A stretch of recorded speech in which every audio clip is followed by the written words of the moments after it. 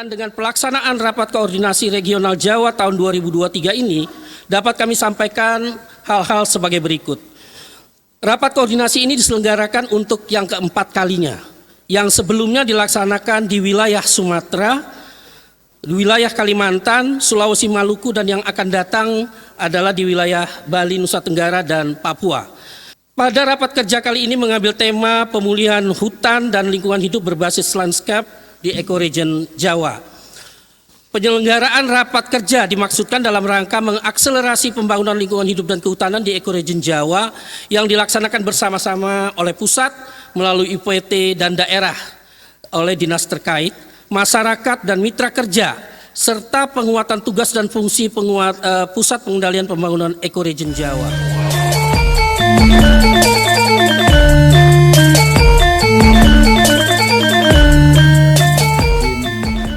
Untuk membacakan sambutan beliau pada rapat kerja pengendalian pembangunan ekoregion Jawa. Assalamualaikum warahmatullahi wabarakatuh. Salam sejahtera untuk kita semua. Yang saya hormati Sekretaris Jenderal Kementerian Lingkungan Hidup dan Kehutanan Republik Indonesia beserta jajarannya, Kepala Pusat Pengendalian Pembangunan Ekoregion Jawa beserta jajarannya. Adapun di daerah istimewa Yogyakarta, sejak tahun 2008 telah berdiri Balai Kesatuan Pengelolaan Hutan Daerah Istimewa Yogyakarta yang dikelola oleh pemerintah daerah, telah mensinergikan pengelolaan hutan lindung dan hutan produksi secara lestari.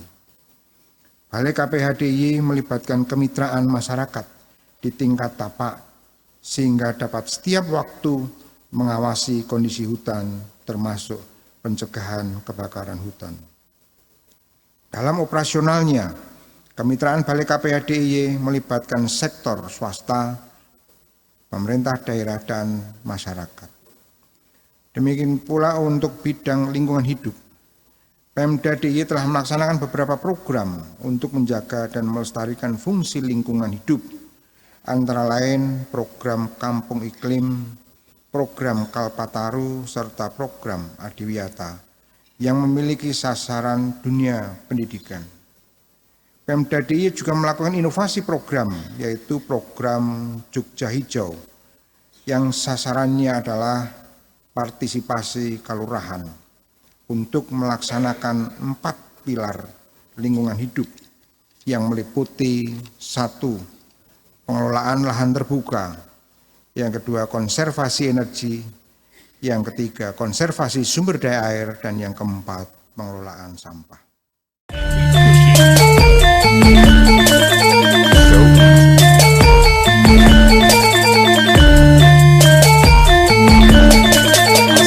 Assalamualaikum warahmatullahi wabarakatuh.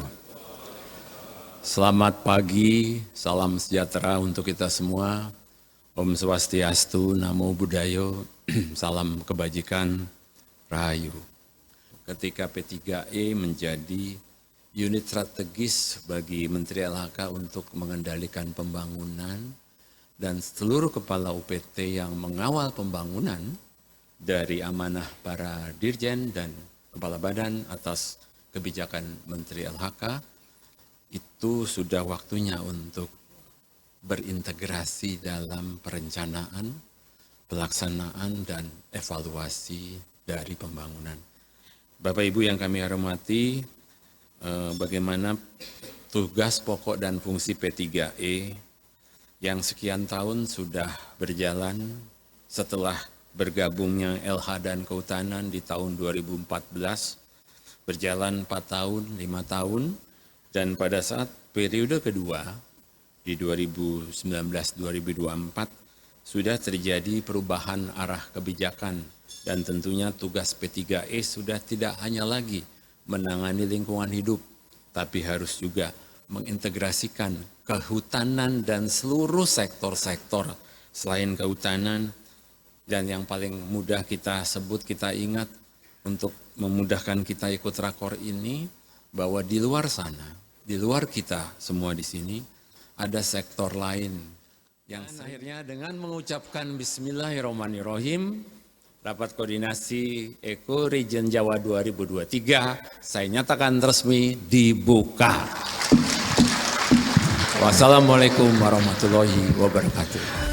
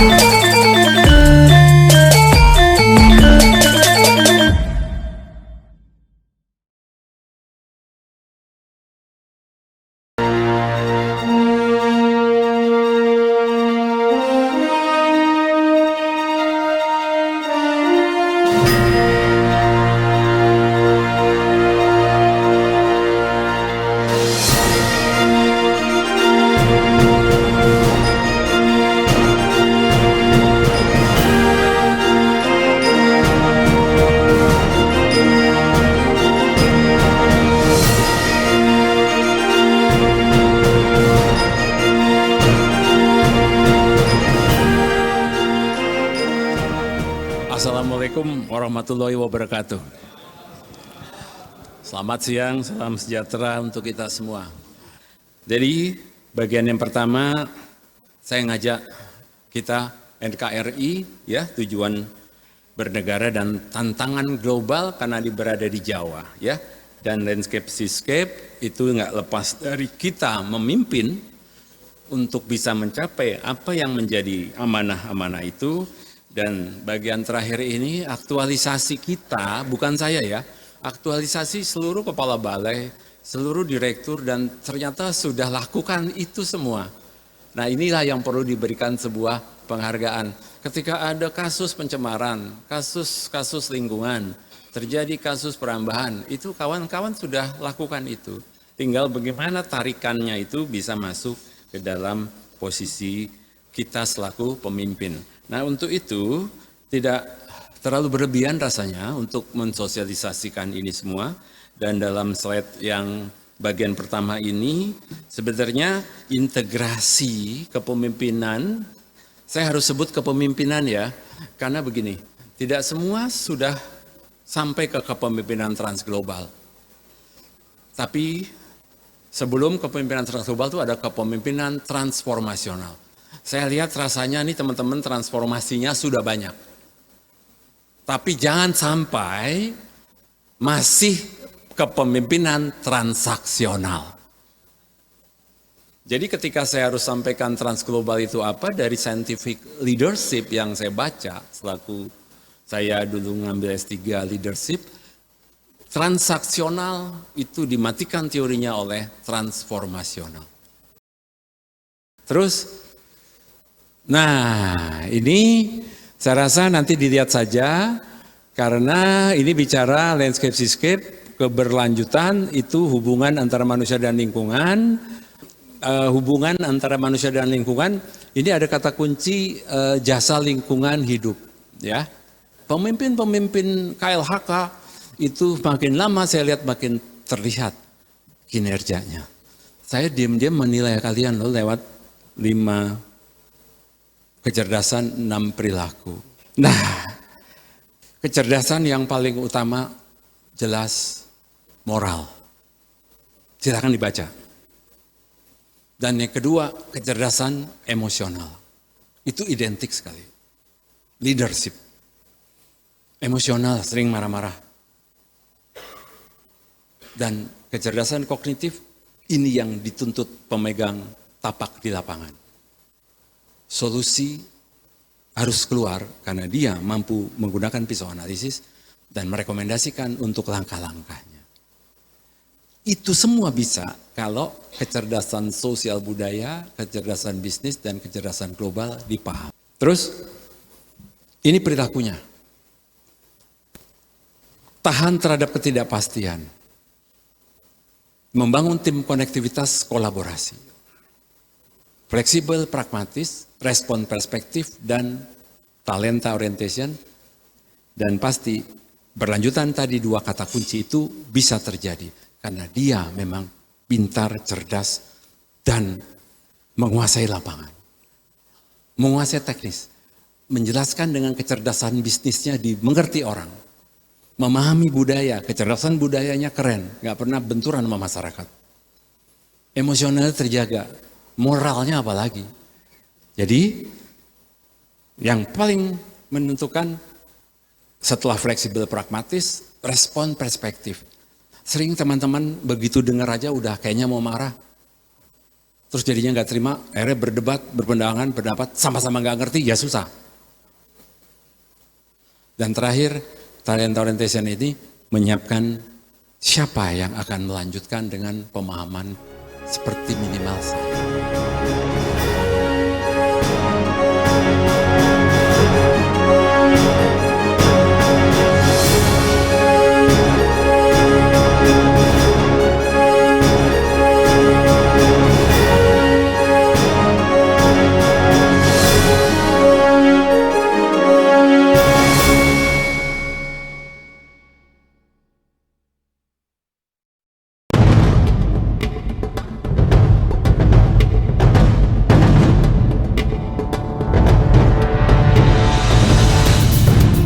Untuk itu yang pertama kami persilakan Pak Jeffrey, silakan.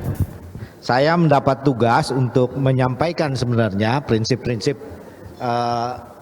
pengelolaan kawasan konservasi yang sebenarnya sudah sedikit banyak tadi disampaikan oleh Pak Sekjen ya terkait dengan kondisi hutan di Jawa yang menjadi penyangga sebenarnya untuk kehidupan masyarakat yang saat ini cukup sangat luar biasa, hampir 140 juta jiwa di Pulau Jawa.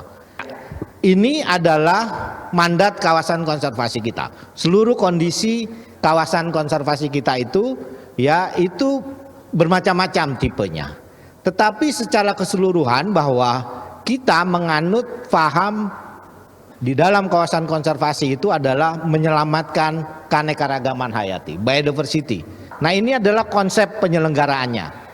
Bagaimana kita mengelola kawasan konservasi kita, dan yang lebih saat ini menjadi sorotan adalah evaluasi kesesuaian fungsi dari kita. Tadi disinggung bahwa hampir 2 juta kawasan di Jawa mengalami degradasi. Dan selamat siang, salam sejahtera untuk kita semua, Bapak-Ibu sekalian.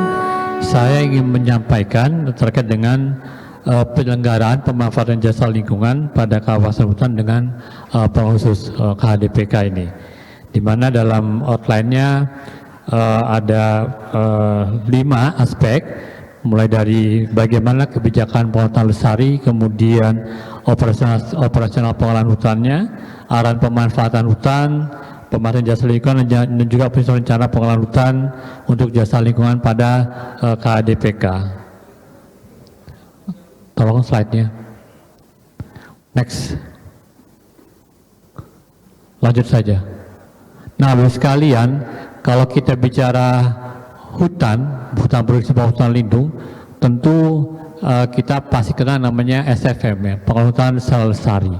Nah, kami akan melihat berbicara mengenai PHL, pengelolaan lestari itu dari aspek hulu sampai dengan hilir dan pasar. Jadi 3 hal ini yang menjadi concern kami di Dijen PHL dalam melihat HP dan HL, mulai dari sisi perencanaannya, kemudian tata hutan, perencanaan sampai dengan aspek pemanfaatan, itu dari sisi hulu. Bagaimana dia bisa terintegrasi dengan sistem informasinya, baik penata usaha hasil hutannya maupun sistem informasi untuk penerimaan negara bukan pajak sampai dengan Sipongi dan Simontana yang terintegrasi juga di teman-teman di Dijen PKTL. Nah, begini, tadi Pak Sekjen bicara mengenai landscape dan seascape. Saya bicara bahwa yang namanya pendekatan DAS dan zona pantai terpadu itu adalah ekspresi dari integrasi landscape dan seascape. Tadi Pak Jeffrey mengeluh Pak Sekjen, terumbu karang, padang lamun itu nggak ada hubungannya dengan hutan. Ada, saya jawab ada. Kenapa? Karena dia kalau ada suplai beban pencemar, suplai dari sedimen ke zona pantai akan keruh dia. kan begitu Pak Jeffrey.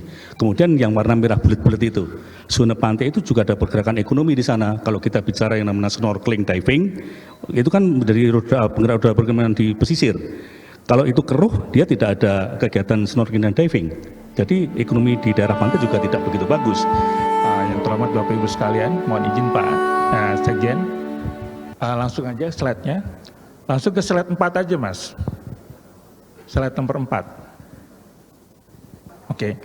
Di sini kita melihat, saya akan memotret konteks landscape dan seascape pertama dari Undang-Undang 32. Jadi Undang-Undang 32 tentang perlindungan hidup itu adalah menyangkut ruang seluruh yang ada di bumi.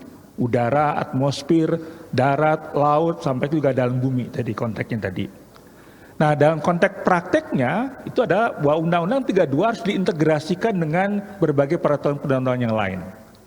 Pak Sekjen sering mengatakan tuh tentang pemeliharaan pasal 57 itu inline banget dengan Undang-Undang 590 itu konteksnya. Kemudian di beberapa undang-undang terkait dengan perencanaan kehutanan itu akan terkait dengan di nomor 1 dan nomor 2 itu konteksnya. Nah, jadi dalam konteks Undang-Undang 32 itu ada 6P di sini. Perencanaan itu akan ada nanti inventarisasi, kemudian juga ecoregion plus RPPLH, itu instrumen tata lingkungan.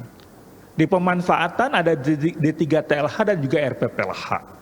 Nah, di pengendalian itu ada tiga klaster pencegahan, ada 13 instrumen, kemudian pemulihan, penanggulangan dan pemulihan. Sedangkan di pemeliharaan itu konservasi sumber daya alam, pencadangan sama pelestarian atmosfer, pengawasan dan penegakan hukum itu konteksnya. 6P ini adalah full cycle. Dan antara P1 dan P yang lain itu adalah terintegrasi satu sama lain. Punya interkonektif satu sama lain itu konteksnya. Walaupun cycle tapi juga terinterkonektif satu sama lain. Jadi kalau saya cerita tentang Jogja ya, jadi Jogja ini mungkin dari keluasan paling kecil, jadi hanya 18.000. Untuk hutan rakyatnya ya 78.000 kira-kira. Nah, tapi di kami ini ada lebih ditekankan lagi setelah tahun 2012 undang keistimewaan bahwa di pasal 5 itu kami harus mampu mensejahterakan masyarakat. Sehingga dari potensi yang kecil itu kami mencoba membuat moto ekosistemnya terjaga, masyarakatnya bisa berpenghidupan layak, kira-kira begitu. Nah, itulah yang kemudian kami kembangkan terus sehingga pengembangan kami jatuhlah pada pilihan untuk menjadikan hutan itu secara tematik. Nah, konsep warna tematik ini yang pertama adalah kita akan mendasarkan pada tanaman asli yang ada. Karena dari hutan kami yang kecil ini kalau kita cermati tidak ada yang sama gitu ya. Jadi tumbuhnya beda-beda.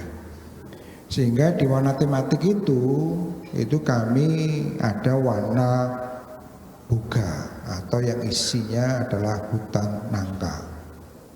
Kemudian ada warna husada yang isinya adalah tanaman-tanaman yang memang untuk obat, kira-kira. Warna puraya ini adalah yang kita ambil dari daunnya. Di kami ada kayu putih, kira-kira begitu. Jadi harapan kami adalah masyarakat di kawasan hutan itu sejahtera, ekosistemnya terjaga, masyarakatnya bisa berpenghidupan layak. Harapannya adalah nanti ketika masyarakat ini berpenghidupan layak dan merasa handarbeni sesuai dengan sambutan Pak Muin tadi, Hamomayu Hayuning Bawo. Menyimpulkan, pertama bahwa memang pembangunan landscape, seascape itu harus multi-sektor, multi-level, dan multi-stakeholder. Multi-sektor itu ya pertanian, KKP, perindustrian, SDM, industri dan lain sebagainya. Kalau multi-level dari pusat, provinsi, kabupaten kota sampai dengan tingkat tapak. Multi-stakeholder, saya kira peserta yang hadir ini multi-stakeholder. Ada dari pemerintah, ada dari BUMN, ada dari BUMD barangkali, ada dari swasta, akademisi, media massa, masyarakat, dan NGO. Kemudian kita sudah punya instrumen sebenarnya untuk mengukur bagaimana pembangunan LHK itu bisa dirasakan langsung oleh masyarakat. Ada indeks apa namanya Pak? IKLH kita sudah ada, dan bagaimana misalnya sekarang dalam konteks pengukuran IKLH itu dilakukan secara partisipatif, komunikasi, koordinasi antar pemerintah pusat dengan pemerintah daerah. Siapa sekarang koordinatornya? Beliau tadi menanyakan. Pastinya Pak Muin di sini kalau di Jawa itu. Gak ada yang lain, Pak Muin jawabannya. Dan tadi diulas oleh Pak Erik, gimana sih perannya. Kemudian pasti dalam konteks daya dukung dan daya tampung. Ada 4 pilar, ekonomi, sosial, budaya atau ekologi ya, dan tata kelola, governance, RB. Tadi sudah diungkap juga oleh Pak Sekjen. Isu kemiskinan, isu investasi yang diukur itu nanti di KLHK itu, ke isu kemiskinan dan investasi yang bapak-bapak lakukan di UPT pada akhirnya sebenarnya ujung-ujungnya apakah mampu enggak mendorong dalam rangka untuk menurunkan kemiskinan dan miskin ekstrim. Apakah mampu enggak kegiatan yang Bapak lakukan di seluruh UPT di Jawa dengan dinas itu bisa meningkatkan investasi, apakah investasi dalam konteks ekonomi makro atau mungkin investasi sosial. Seluruh anggaran, seluruh kegiatan dilaksanakan ukurannya nanti itu Pak. Apakah mampu enggak menurunkan kemiskinan dan keluar dari kemiskinan ekstrim di tahun 2022, dan itu akan menentukan nilai RB kita. Termasuk yang disampaikan Pak Sekjen, bagaimana apakah itu bisa meningkatkan indeks kualitas manusia enggak? Bisa meningkatkan indeks ketahanan desa enggak? Saya kira itu sebagai kesimpulan yang dapat kami sampaikan. Terima kasih banyak Bapak Ibu sekalian.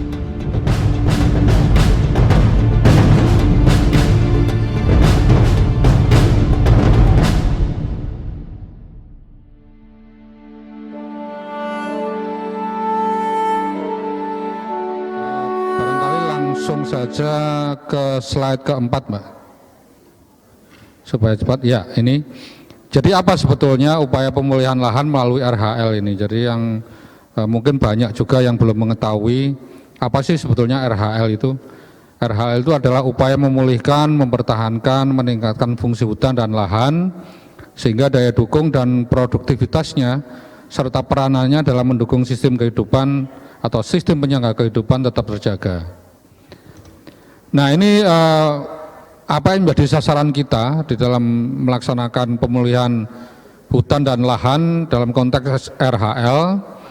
Ada 9 poin sebetulnya yang saat ini adalah menjadi hal yang penting yang perlu kita tanggulangi. Yang pertama terkait dengan lahan kritis. Kemudian pemulihan daerah yang rawan dan pasca bencana. Kemudian yang ketiga adalah perlindungan daerah tangkapan air waduk atau danau prioritas atau sempadan sungai atau ekoriparian. Kemudian peningkatan dan perlindungan nilai estetis kawasan wisata unggulan. Kemudian pemulihan ekosistem kawasan konservasi, karena kita berbasisnya landscape, jadi ada beberapa kaitan lokus yang ini menjadi tanggung jawab dari eselon 1 lain, tetapi dalam konteks pemulihan lahan ini juga menjadi tanggung jawab kita. Kemudian areal bekas terbakar ini juga masuk di dalam konteks areal rawan bencana. Kemudian kawasan lindung dan budidaya di luar kawasan. Dan satu lagi yang menjadi tugas kita saat ini adalah bagaimana kita memulihkan lingkungan di sekitar pembangunan calon ibu kota negara kita di Kalimantan Timur. Izinkan saya menyampaikan paparan Pak Direktur Pengukuhan dan Penatagunan Kawasan Hutan yang sampai hari ini tadi kami komunikasi belum bisa lepas dari pekerjaan yang lain Pak, jadi mohon maaf sekali. Baik Bapak saya hormati, Pak Direktur Pengukuhan menyampaikan mengenai pengukuhan kawasan hutan dalam mendukung perlindungan hutan. Mudah-mudahan dikasih waktu 10 menit Mas ya, bisa kami banyak yang keep. Lanjut lagi. Dalam materi ini ada 3 hal yang akan disampaikan. Yang pertama adalah tentu dengan kawasan hutan itu sendiri, dalam hal ini Indonesia dan nanti ada spesifikasinya yaitu Jawa. kemudian proses pengukuhan kawasan hutan, dan yang terakhir adalah perihal penataan kawasan hutan dalam rangka pengukuhan kawasan hutan. Ini yang biasa dikenal dengan PPTPKH. Ini biasanya teman-teman agak sulit menyampaikan kepanjangan ini. Nah, stop. Untuk Jawa Timur Bapak Ibu sudah tahap pertama, yaitu dari 22 September 2022, namun dari 29 kabupaten kota baru 10 kabupaten kota yang merespon. Jawa Tengah sudah selesai tahap pertama, tetapi baru setengah juga kabupaten kota, baru sampai pada tahap tim terpadu rekomendasinya, belum sampai SK Menteri seperti yang ada di dalam Jawa Timur. Lanjut lagi, Jawa Barat baru Senin kemarin selesai tim dunia, dan ini belum juga, responnya masih sedikit, hanya separuh dari kabupaten kota di Jabar. Lanjut lagi, dipercepat, Pak Hendro. Ya sedikit lagi, ini sisa Banten, karena Banten akan direncanakan di kuartal ketiga 2023. Lanjut lagi. Yang saya hormati Bapak Karo, izinkan kami menyampaikan tentang persetujuan pengelolaan perhutanan sosial di kawasan hutan dengan pengelolaan khusus untuk keadilan akses dan adanya kemiskinan. Kita sama-sama ketahui 83.000 desa yang ada di Indonesia, 25.000 desanya itu berada di sekitar kawasan hutan, 36%-nya itu terdapat masyarakat miskin di dalam 25.000 desa tersebut. Juga karena banyaknya masyarakat yang berada di sekitar kawasan hutan tersebut, banyak terjadi konflik-konflik tenurial. Untuk itu pemerintah dalam hal ini telah menetapkan peta indikatif perhutanan sosial seluas 15,4 juta hektar untuk PIAP revisi 8. Next. Pada kesempatan ini saya ingin menyampaikan bahwa ada momentum besar yang terjadi di KLHK khususnya untuk perhutanan sosial, karena pada tanggal 30 Mei kemarin telah keluar peraturan Presiden nomor 28 tahun 2003 tentang percepatan perencanaan terpadu percepatan pengelolaan perhutanan sosial yang di dalamnya memuat percepatan distribusi, optimalisasi pendampingan dan percepatan pengembangan usaha. Assalamualaikum warahmatullahi wabarakatuh. Bapak Ibu sekalian yang saya hormati, saya banggakan saya coba menyampaikan terkait dengan KKPP ya. Jadi pertama tentu saja saya terima kasih kepada KLHK yang telah mengajak perum perhutani di dalam rapat kerja ini. Jadi paling tidak nanti kami dari teman-teman perhutani, kebetulan kami juga membawa kawan di sini, Pak Kadifre Jawa Timur dan Jawa Tengah juga hadir di sini. Jadi kami akan tahu nanti progres kehutanan secara keseluruhan. Nah, Bapak Ibu sekalian yang saya hormati, saya banggakan, ini adalah judul dari paparan kami, yaitu kerjasama kemitraan perhutani dalam rangka optimalisasi bisnis kehutanan. Kemitraan kehutanan perhutani produktif ini ada dasarnya. Jadi di dalam PP 23 tahun 2021 tentang penyelenggaraan kemitraan ada pasalnya bahwa perum perhutani dalam hal ini BUMN bidang kehutanan diberi wewenang untuk melakukan kemitraan. Nah, untuk itulah kami membuat perdir begitu, peraturan direksi mengenai kemitraan itu sendiri sebagai alas hukumnya.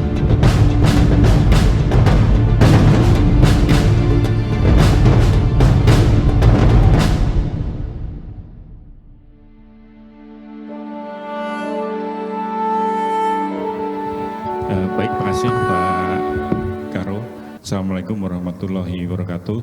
Salam sejahtera buat kita semua dan selamat sore. Bapak Ibu sekalian, jadi kami diminta untuk menyampaikan terkait dengan indeks respon kualitas lingkungan hidup gitu. Jadi lanjut aja karena diberi waktu kurang dari 10 menit. Lanjut. Nah, ini mungkin kerangka dasarnya Bapak Ibu yang di Pemda mungkin sudah sering melihat ini, tapi karena ini campuran yang baru teman-teman dari balai, barangkali saya sedikit mengupas gitu. Jadi kerangka dasar untuk IKLH itu tahapannya menggunakan DPSIR ini Pak, ada Deliver, Pressure, State, Impact, sama Respon. Nah posisi sekarang yang setiap tahun kita sampaikan itu raport itu di state, jadi kondisi kualitas lingkungan apa adanya seperti sekarang. Nah sekarang yang sedang kita bangun sebenarnya 1-2 tahun ini yang respon. Jadi kami sampaikan untuk kesempatan kali ini terkait respon dari pemerintah daerah untuk menaikkan IKLH-nya. Dalam kesempatan ini kami ditugaskan bicara soal sirkular ekonomi dalam pengolahan sampah. Tapi kadang-kadang saya merasa ngomongin sirkular ekonomi di sampah itu terasa ketinggian. Jadi ketinggian karena pada faktanya urusan sampah ini bahkan mungkin di Pulau Jawa pun, apalagi di luar Pulau Jawa, kondisinya itu ya sangat memprihatinkan. Menyediakan pelayanan dasar untuk operasional pengolahan sampah aja masih sulit di kabupaten kota itu. Apalagi kalau bicara hal yang tadi yang tinggi, bicara sirkular ekonomi. Ini seperti apa ya, ada gap yang luar biasa tinggi bicaranya. Tetapi ya sirkular ekonomi itu menjadi hal yang penting, menjadi isu yang sekarang berkembang, Bapak Ibu sekalian, teman-teman, mau tidak mau ketika bicara pengolahan sampah ini trennya ke arah sana. Lanjut saja. Ya ini saya bicara soal data saya, data dari SIPSM menunjukkan bahwa memang kapasitas pengolahan sampah di kabupaten kota Indonesia itu ya dibilang cukup juga mungkin cukup level yang sangat rendah. Salah satu indikasinya di anggaran saja Bapak Ibu sekalian, mungkin sudah pernah mendengar bahwa dari 514 kabupaten kota di Indonesia, anggaran pengelolaan sampah itu hanya 0,50% dari total APBD rata-rata. Saya akan menyampaikan terkait dengan penegakan hukum, namun apa kaitannya dengan pemulihannya. Jadi sekarang tidak hanya memenjarakan orang, tidak menangani kasusnya saja, tapi yang kita bela ini adalah lingkungan. Dari tipologi kasus terkait dengan lingkungan hidup itu ada beberapa yang selama ini kita tangani, yaitu mulai tidak melaksanakan sanksi administrasi paksaan pemerintah, kemudian ada perusakan lingkungan, kemudian dumping limbah, ini bisa limbah B3 maupun limbah non B3, kemudian ada juga yang menghalang-halangi petugas PPLH atau PPNS, kemudian terkait pencemaran itu ada pencemaran air, laut dan udara, dan yang sekarang lagi marak adalah memasukkan limbah ke wilayah NKRI. Dan ini sangat berkaitan dengan negara Cina, itu pada tahun 2018 itu sudah melarang impor plastik ke negaranya. Nah untuk itu banyak pengusaha dari Cina mendirikan pabrik daur ulang di negara lain yang masih punya kebijakan menggunakan bahan baku limbah non B3 sebagai bahan baku produksinya. Nah ini baru saja ada pertemuan minggu lalu di Bangkok terkait perpindahan limbah ini, dan antara Thailand, Malaysia, kemudian Indonesia, itu juga Vietnam, itu banyak permasalahan terkait dengan masuknya limbah ini. Bapak dan Ibu mungkin sering sekali mendengar Paris Agreement, perjanjian Paris di tahun 2015. Jadi sejak 2015, sejak terbentuknya Ditjen PPI, Ditjen paling muda di KLHK, kami telah mengembangkan beberapa perangkat, nanti ada di slide selanjutnya. Saya hanya ingin memberikan highlight beberapa dokumen yang telah kita sampaikan dan telah direkognisi oleh dunia internasional. Salah satunya ada LTS LCCR, Bapak dan Ibu. Atau Bapak dan Ibu sering sekali mendengar NDC, Nationally Determined Contribution, yang sampai sekarang Indonesia sudah ada 3 kali menyampaikan submisi NDC ini. Yang terakhir adalah Enhanced NDC yang menunjukkan peningkatan ambisi Indonesia dari 29% dibandingkan business as usual. Jadi Bapak dan Ibu bisa melihat transformasi, kita juga sudah ada Net Sink Volu 2030. Sebagai informasi saja Bapak dan Ibu, Net Sink Volu 2030 dan Net Zero Emission yang selama dan sampai sekarang masih menjadi perhatian kita semua itu lahir dari dokumen LTS LCCA 2050. Kemudian kami juga telah ada beberapa peraturan-peraturan turunan, salah satunya yang sekarang sedang Bapak dan Ibu mungkin sering mendengar NEK, nilai ekonomi karbon. Memang diarahkan oleh Pak Sekjen untuk mengantarkan bagaimana pengintegrasian rencana kerja ekoregion. Kenapa dibilang rencana kerja ekoregion? Ini kan seolah-olah bahwa kita baru mau melakukan kegiatan gitu ya. Jadi selama ini kegiatan atau kerja-kerja yang sudah dilakukan based on kewenangan kita di dalam TUSI yang baru itu kan. Nah, ternyata di dalam perjalanannya setelah kita melihat tadi arahan Pak Sekjen, sebenarnya banyak dan apa yang harus dilakukan ke depannya gitu ya, lebih dikembangkan, diperkuat dan diakselerasi dengan tidak hanya fokus pada area-area tertentu, tetapi kita meliput semua KLHK di Direktorat Jenderal Teknis. Nanti konteksnya dengan menggunakan instrumen-instrumen kewenangan yang ada di P3E. Jadi sebenarnya pengintegrasian secara tidak langsung tadi sudah secara utuh disampaikan oleh Pak Sekjen. Tetapi saya mencoba dalam 2-3 menit ini menyampaikan bagaimana itu di tingkat P3E sendiri melihatnya. Lanjut. Pertama saya ingin memperkenalkan, kebetulan berterima kasih di sini saya bisa bertemu dengan seluruh UPT seluruh Jawa. Salam kenal juga, mungkin saya belum sempat semuanya ke sana, tapi forum ini menjadi awal dari kita saling mengenal dan juga Bapak Ibu sekalian bisa tahu lebih dalam tentang P3E. Sebelumnya saya ingin menyampaikan bahwa tugas P3E itu adalah melaksanakan pengendalian pembangunan dan itu sering berkali-kali disampaikan oleh Pak Sekjen. Kemudian fungsinya itu adalah kalau saya mau sampaikan secara detail bagaimana perencanaan pembangunan terintegrasi di daerah. Itu dipastikan itu. Kemudian yang kedua, kalau tadi perencanaan, yang kedua adalah bagaimana pelaksanaan pembangunan di bidang LHK itu terintegrasi.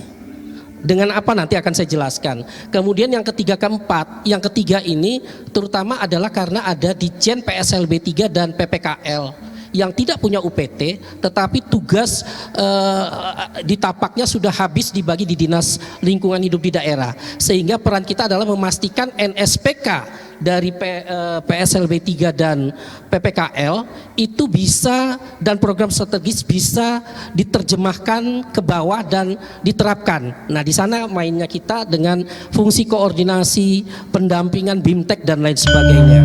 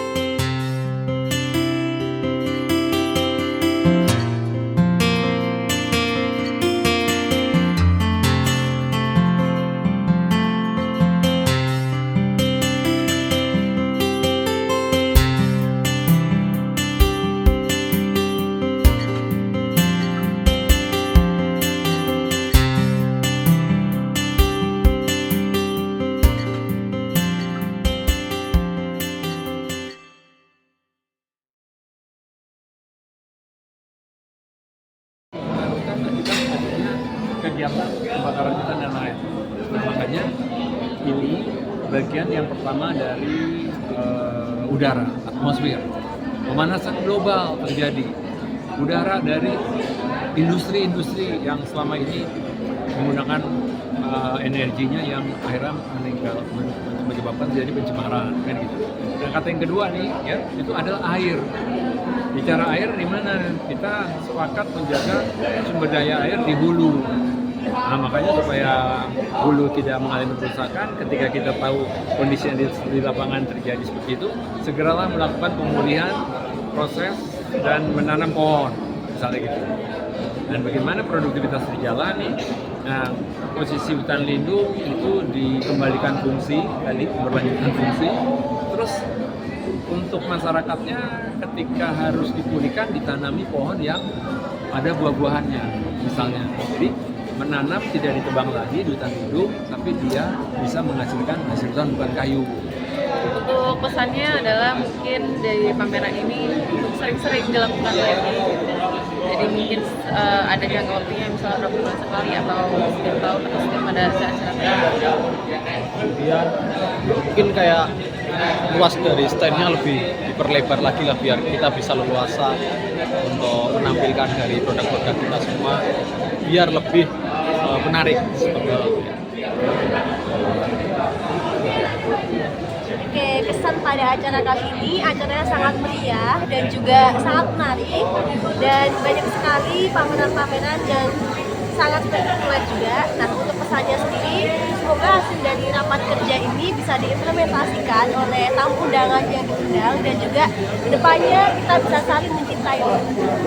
Oke.